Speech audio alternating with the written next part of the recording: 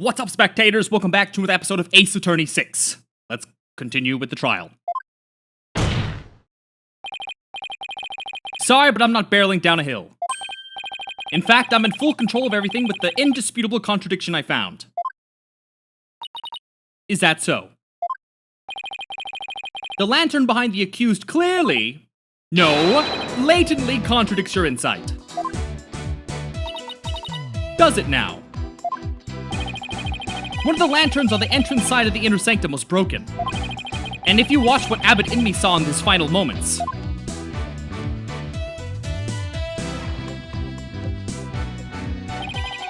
you will notice that the lantern behind the praying form of Miss Faye is broken.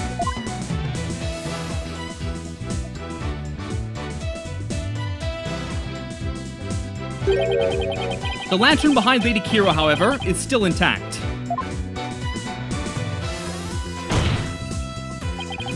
In short, we're seeing two different lanterns in this seance vision. How could this be? And even if it were so, how would that contradict my insights?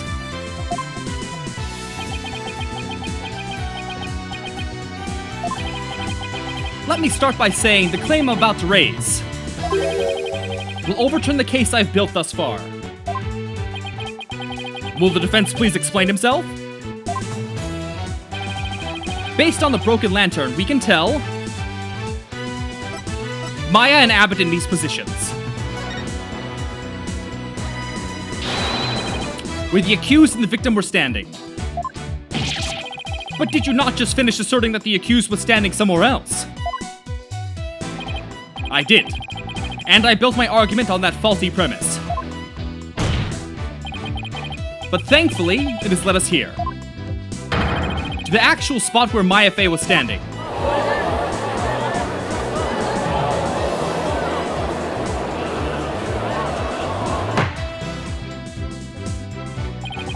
I must say, if the defense keeps changing its assertions in such a capricious manner, its credibility may come into question. I'm willing to take that risk, Your Majesty, because I believe this will be the last time. I'd like to start by pointing out the actual spot where the accused was standing. Very well. Show us where you now believe the accused was actually standing.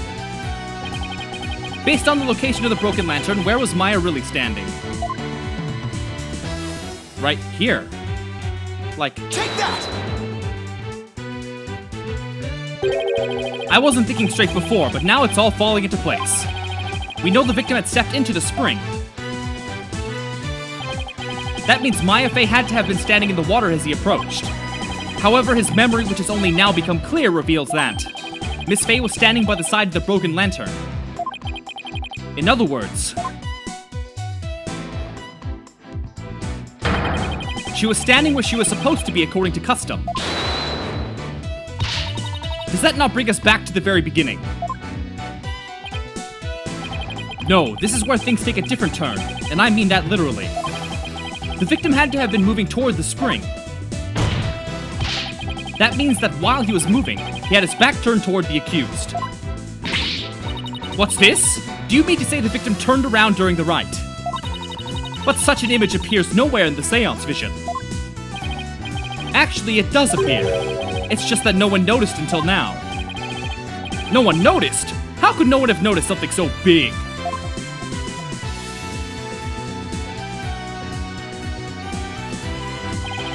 There was a moment when the scripture the victim was holding was all we could see. Thanks to that, none of us could tell that he was in fact turning around at that moment. Objection! If it is as the defense asserts, then her benevolence's insights no longer make sense. How do you intend to explain that? Objection! I don't need to explain anything because it's just as you said, Prosecutor Sadmati. Her benevolence's insights don't make any sense because they contain a huge error. Such insolence!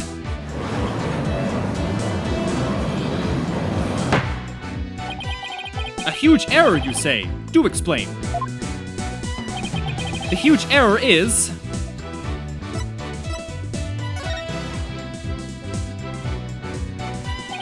I believe this is what happened at the scene of the crime. The victim was reading a sutra when suddenly he sensed someone behind him. He immediately looked back to see someone dressed as Lady Kira standing there. Wishing to see who it was, he approached the robed figure. That's when he was stabbed. This cannot be. Oh, but it can, and is. The insight stating the accused stabbed the victim is wrong. And that is the real truth lying behind this testimony of the dead. Popeyes? Polunka, ah! Are you suggesting that there was someone else at the scene of the crime? Have I misunderstood the voice of the Mitama yet again? This cannot be! You're in water, you'll drown. Ah, well, what are you gonna do? That was a close one. But I managed to divine the true meaning behind the seance vision somehow. I should add these new facts to the court record. Shows where Maya and the High Priest were during the rite. Your benevolence, please allow me to take it from here. I'll overturn the brash accusations of this faithless, putrid-minded lawyer. Yes, I shall place my trust in you. In justice we trust!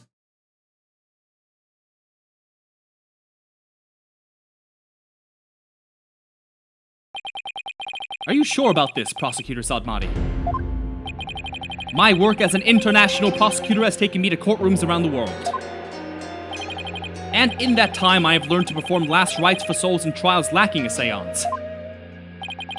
Yes, of course, forgive my ludicrous inquiry. Moreover, I have with me a forensic investigator from overseas. I'll show you all the most magnificent last rites ever seen.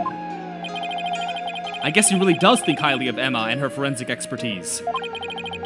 I'm impressed that he's come to understand their value. Then again, he is an international prosecutor who solved tough cases around the world. Time to hunker down. Now then, let us continue with today's proceedings. Could the defense please tell us who the third party dressed as Lady Kira was? Your new claim has negated the insights of the royal priestess. So I trust you have some evidence to support it, correct? Yes, of course. This third party must have really wanted to kill the High Priest. I might be able to identify who it was if I had evidence of the murderous intent. Well, we're waiting. The evidence that can reveal the identity of the third party is this!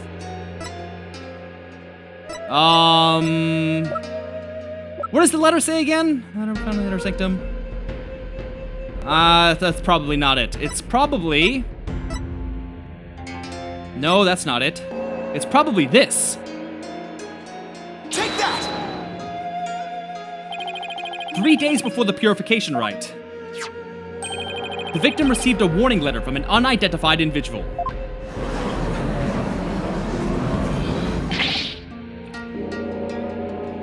He did?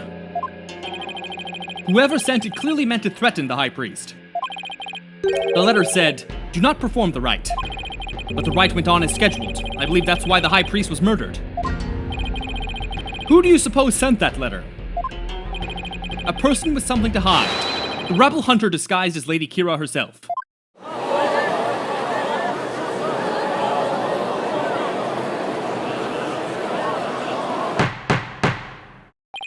Peace!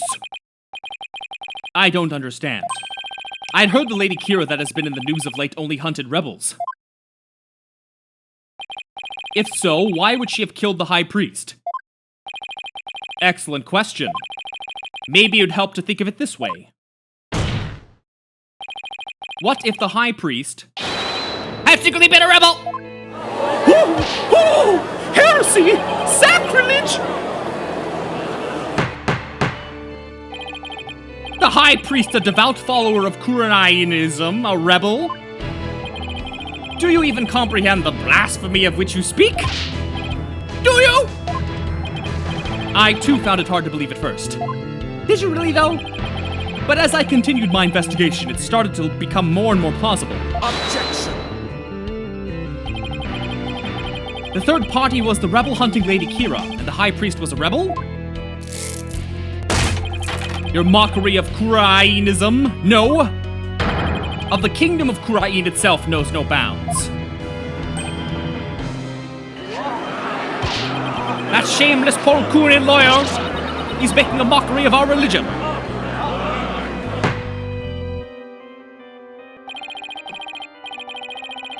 As a faithful Kurainist, I take issue with these claims. And I am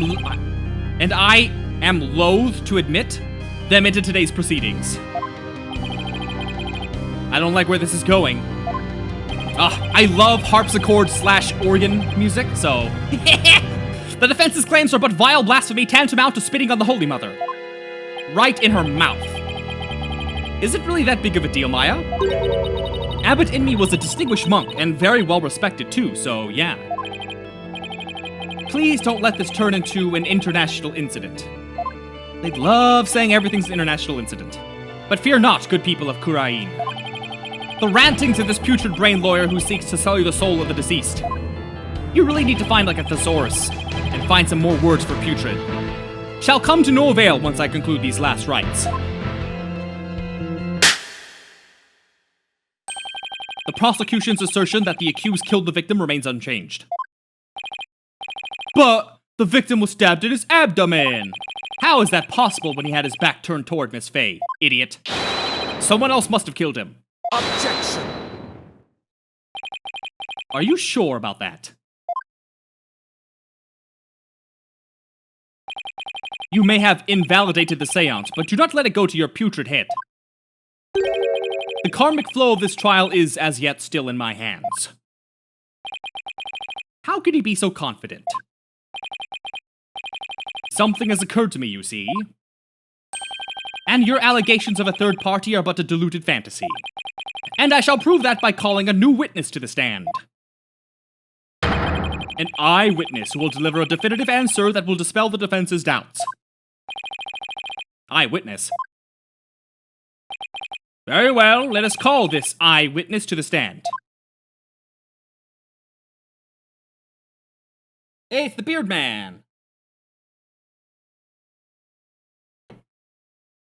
The real murderer. It's him again. Well, now, he has to be the shaggiest witness I have ever laid my eyes upon. Please state your name and occupation. Oh, you know, that so-and-so, whatchamacallit.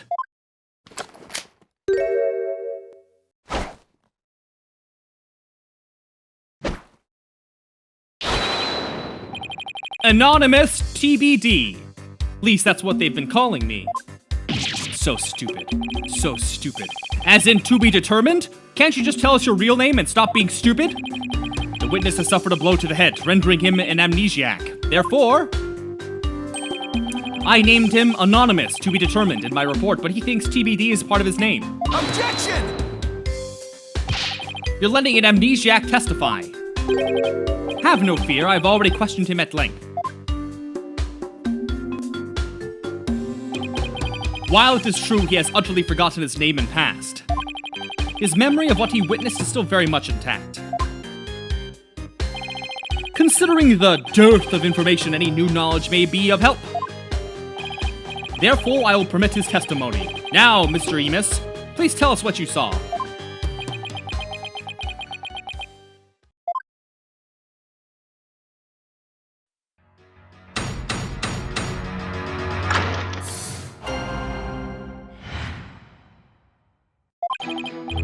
That night I was up at the top of Mount Pony Pony, the mountain next to the inner sanctum.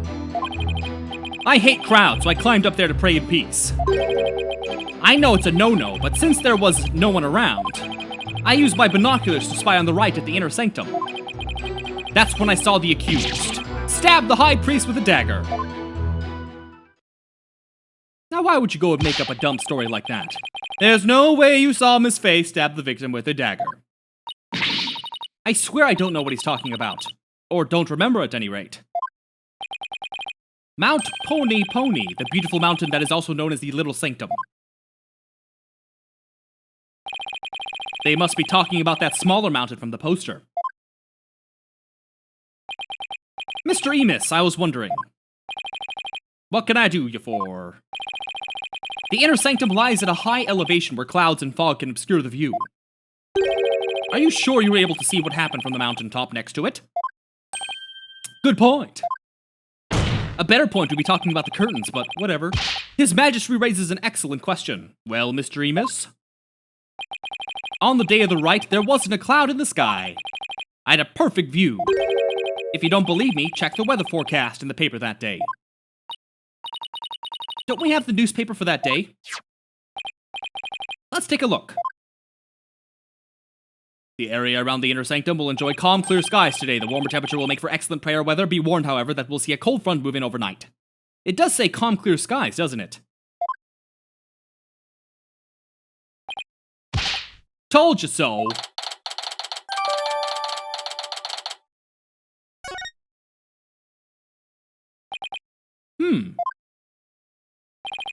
Well, it would appear the witness has offered testimony worth hearing. Mr. Emis, I too have a question for you. Didn't he already question the witness? Well, that's what I'm here for, right? Shoot. How was the accused holding the dagger? Was she holding it underhanded, its blade protruding from the bottom of her hand? Yep, I believe she was. It's called a reverse grip. I thought as much. Hold it! Hold it right there.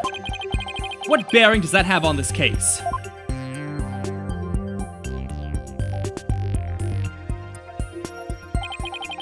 Cease your interruption, you putrid-headed lawyer. Do you not see this significance in how the blade was held? Why don't you enlighten me, O enlightened one?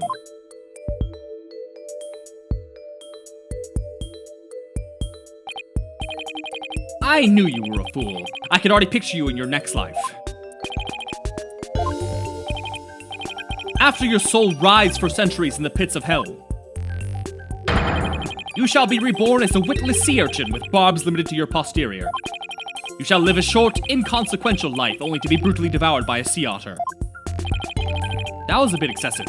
I simply asked what the dagger grip had to do with the case. Now pay attention. How the accused held the dagger is of vital importance. With such information, we can infer exactly what action she took. You were saying that the victim was killed while he had his back to the accused. Is that correct? Yes. As such, the accused's dagger grip tells us something very important. The accused approached the victim from behind, swung her arms around him, and plunged the dagger deep into his abdomen using a reverse grip. What? Thus, Mr. Emis's testimony clears up any doubts that might remain. Ah! And it coincides with her benevolence's insights as well. This is a disaster. I thought I'd blown those insights out of the water, but now they're back to haunt me. Now then, the defense may cross-examine the witness.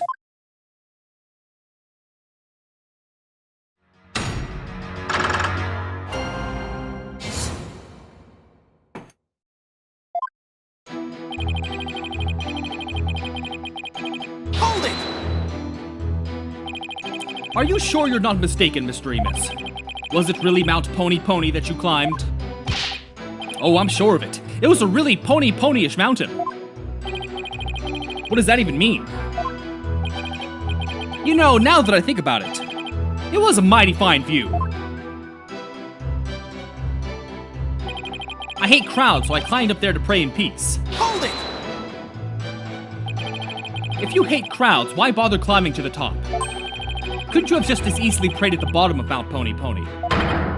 Wrong, bucko. This is a once-a-year epic event. I want to pray as close to the actual thing as possible. If you're so gung-ho about it, why didn't you go pray at the Plaza of Devotion? Like I said, I hate crowds. I want to pray in peace. Oh, Holy Mother, why do I only get the annoying ones? And my burning faith demanded that I climb up the mountain closest to the inner sanctum. Also, I know it's a no-no, but since there was no one around... Hold it!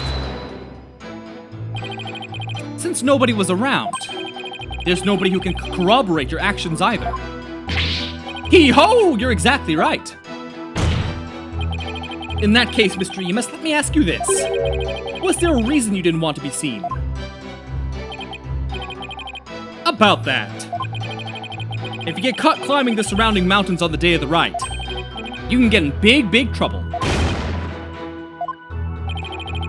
That's it? Yeah, it's totally embarrassing getting yelled at when you're a grown-up. Yeah, you're a real grown-up, all right. And since nobody was around, I lost all inhibition, and... I used my binoculars to spy on the right at the inner sanctum. Hold it! You had a pair of binoculars with you. That's pretty convenient. You weren't planning to spy on the right all along, were you? Actually, I just happened to have them for birdwatching. Birdwatching, huh? I see. You're not gonna keep pressing him on this. He's sketchy as heck, but I don't really have anything I can really sink my teeth into yet. Okay then. I love the great outdoors. That's just the kind of guy I am. A guy called Anonymous TBD.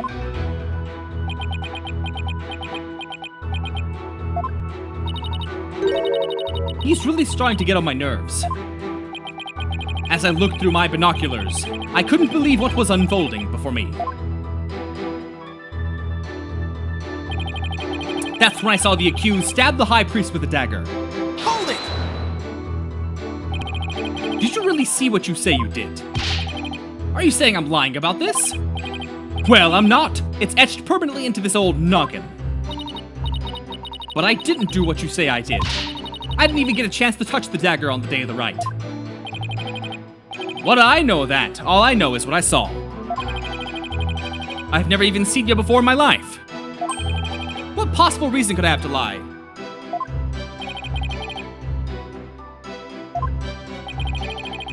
I didn't expect there to be an eyewitness way up there. I don't remember doing that at all.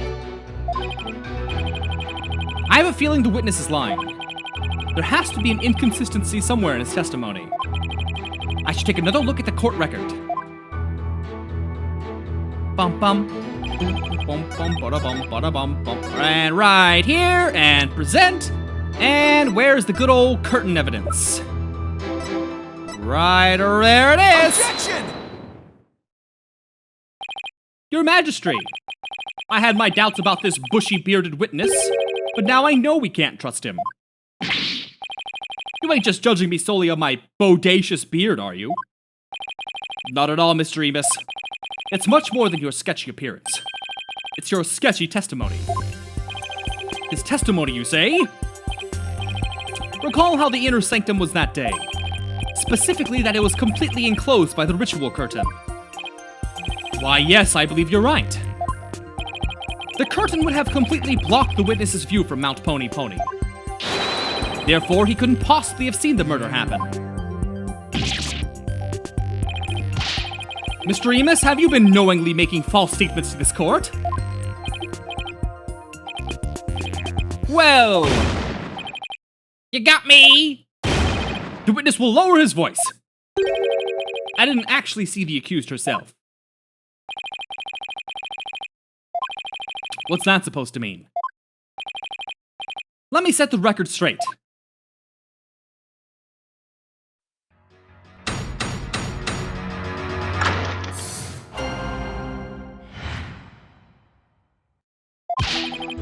I saw their shadowy silhouettes projected against the ritual curtain. The figures were created by the light of the full moon on that clear and still night. She was just a shadow, but I could tell it was the accused reverse gripping that dagger. Shadows? That's what you saw? That's right!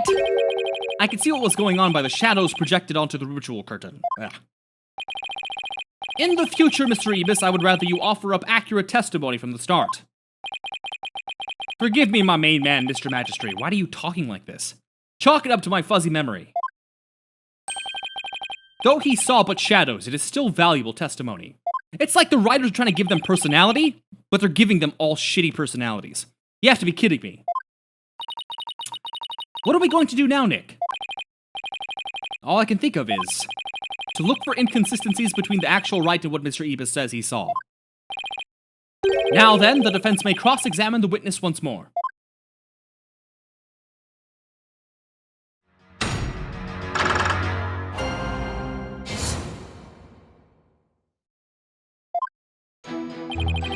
I saw their shadowy silhouettes projected against the ritual curtain. Hold it! So what you saw were simply shadows. That's right. Those shadow figures on that bright white curtain. They showed through plain as day. I could see everything that happened. But Miss Faye and Abbott and me were at the top of a mountain late at night. The only light up there was coming from 4 small lanterns. How could the shadows have been projected that clearly onto the curtain? No wonder people harp on you lawyers. You're always so dang skeptical. The lanterns weren't the only source of light. The figures were created by the light of the full moon on a clear and still night. Hold it! You claim to have seen shadowy figures that were projected onto the ritual curtain. But did you really see them, Mr. Remus? Of course I did.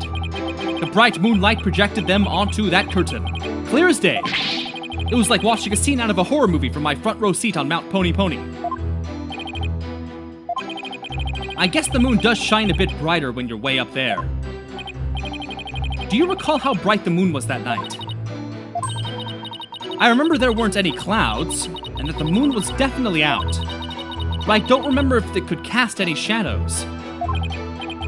Okay, thanks.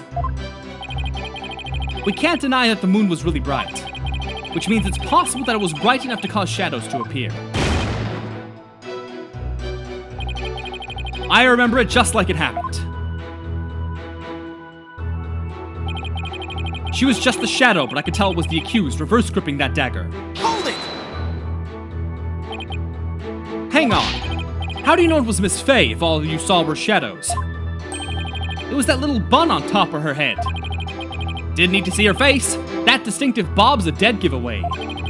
Never underestimate my keen sense of observation. Now that's one funny haircut. It's not nice to make fun of a girl's hairstyle.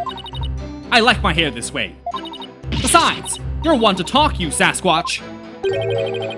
You're not into this wild, manly look I'm sporting? Shows what you know, little girl. Nick, isn't there some kind of crime you can charge him with? I'm afraid it doesn't work that way. Now he claims he only saw shadows. His testimony has sketchy written all over it. Then there must be an inconsistency in there somewhere. Yep. Was he really watching everything from Mount Pony Pony? If so, then I should see how his testimony lines up with the conditions of the right. Bump bump. Let's see. What could I present?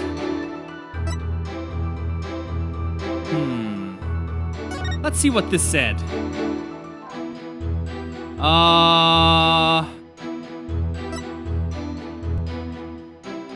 Froze the ground, da-da-da-da.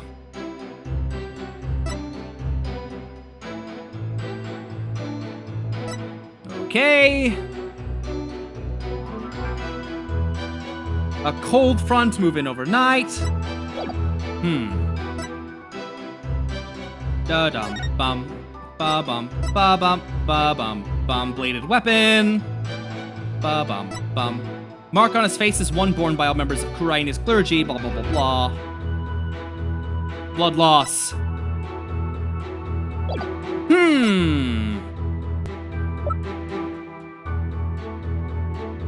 What could I possibly present?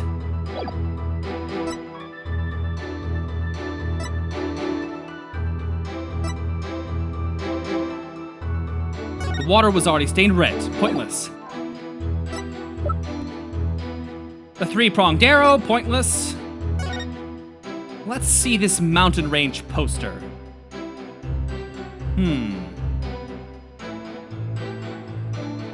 I wonder if that's what I have to present. Hold on. A thing to the priest. Sizable reward for the guy.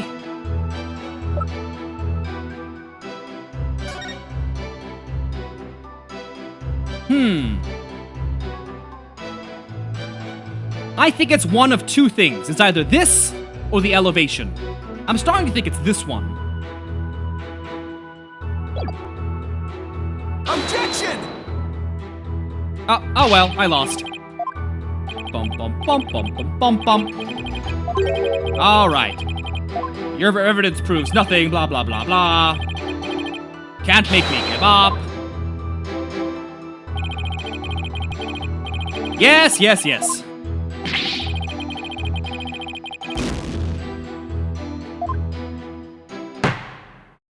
All right, let's see where it takes me back to.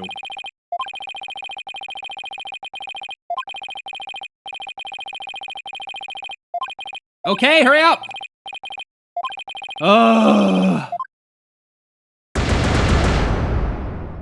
Hooray!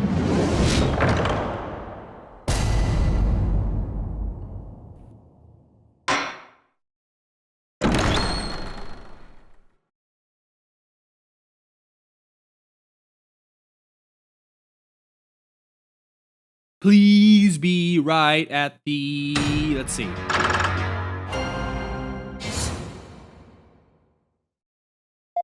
Yes! Okay. It's gotta be this... okay, let me try that again, but to a different statement. Objection! Nope. Is something the matter? Sorry, that scream just sort of slipped out. Okay. What could it be?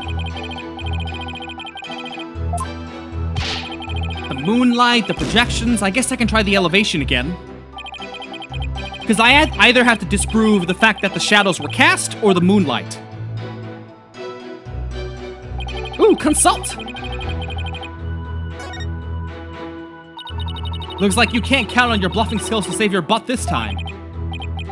This is a tough one. Well, to me, there's something about this one statement that seems off.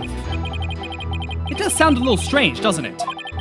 Thanks, Maya. I'll take another look at the evidence. You can always count on me.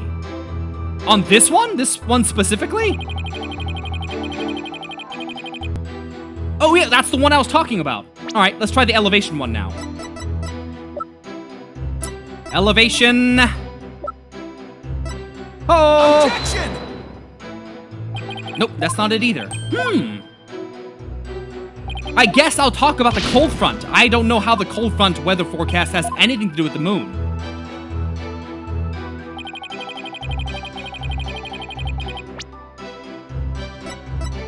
Objection!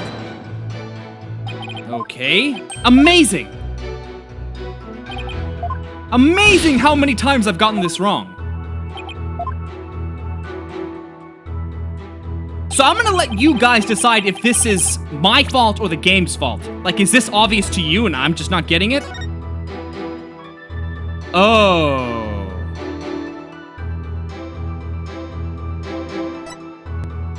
Ah. Objection! I probably should have looked at that. You saw silhouettes projected by the moonlight. Sorry, but that's just not possible. What do you mean? How's it not possible that it was totally possible? That's impossible. I think I'm gonna need a logicalese translation on that. Let's take a look at the Wright's Guide, shall we, Mr. Emus? The Wright's is held when the moon is directly over the summit of Mount Pony Pony. Doot doot doot! So if the moon was shining from the west, any shadows would have been cast eastward. But Mr. Emus was standing to the west of the inner sanctum on Mount Pony Pony.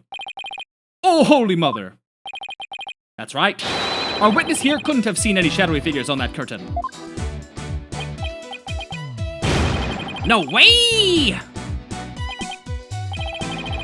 Perhaps there was the sacred flames of the lanterns that cast the shadows he saw. I'm afraid not.